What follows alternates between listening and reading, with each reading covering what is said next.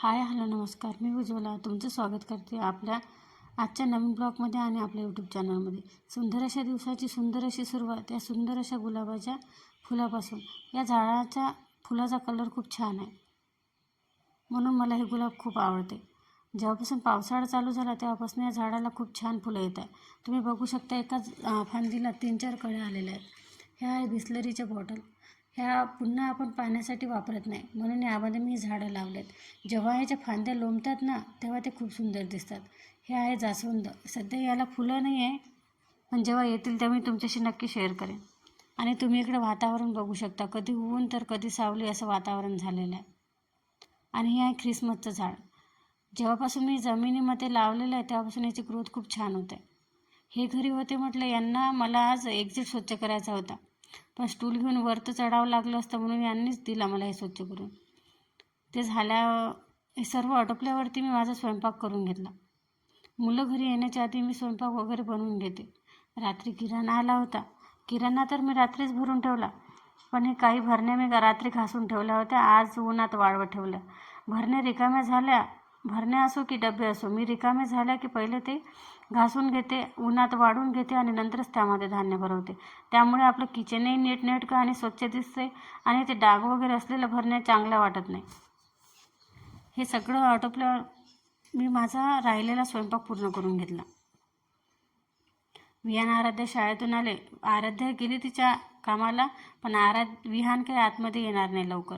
तो पहिले आपल्याशी गप्पा सांगणार, सायकल फिरवणार, सायकल पुसणार आणि नंतर तो घरात येणार. आज दुपारी छान ऊन तापत होती, म्हणून मी आज दुपारीच कपडे धुतले. मुलांचे स्कूल युनिफॉर्म वगैरे होते. खाली आली तर बघते भाजीपाला आणलेला होता. भाजीपाला मी काढून घेते आणि स्वच्छ करून धुवून फ्रीजमध्ये भरून ठेवते. मग वेळेवर जास्त आपल्या मागं गडबड राहत नाही. आणि पालक तर तशी तर फ्रीजमध्ये ठेवतच नाही. पालक पहिले मी स्वच्छ करून निवडूनच फ्रीजमध्ये ठेवते. आणि ते बाजूला दिसत आहे ती आहे करवंद. करवंद हे सगळ्यांनाच माहीत आहे. करवंदाचं लोणचं आणि चटणी खूप छान होते. आज जर मला वेळ मिळाला तर बघू, लोणचं बनवणार आहे मी आज करवंदाचं. जर तुम्हाला व्हिडिओ आवडत असतील तर व्हिडिओला लाईक आणि चॅनलला सबस्क्राईब करायला विसरू नका.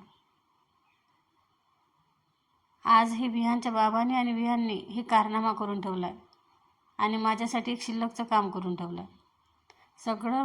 सर्व घरामध्ये त्यांनी आज स्टेन रिमूव्हर टाकून ठेवलं आहे. स्टेन रिमूव्हर हे आपले कलरचे वगैरे डागं असतात आणि अदरही कोणते डागं असतात ना त्यावर टाकून ठेवलेले आहे. यांना मी सकाळी टाकायला सांगितले आणि हे दुपारी करून ठेवलं. आणि हे स्वच्छ करायला मला मदत केली विहानने मला डागं काढून दिले आणि मी पोछा मारून घेतला. आणि हे करून मला बाहेर जायचं होतं. विहानचे मी आज यावर्षी क्लासेस लावलेले आहे. दरवर्षी त्याला एवढा वेळ मिळत नाही क्लासला जाण्यासाठी. दिवसभर शाळा होती, पण यावर्षी त्याची स्कूल सकाळची आहे, म्हणून त्याचे मी क्लासेस लावले. त्याचे बुक्स आणायला मला जायचं होतं. मुलांचं कसं क्लासेस लावले तर तिथं अभ्यास करतात, घरी आल्यावर तर त्यांना TV मोबाईल खेळण्यापासूनच वेळ मिळत नाही.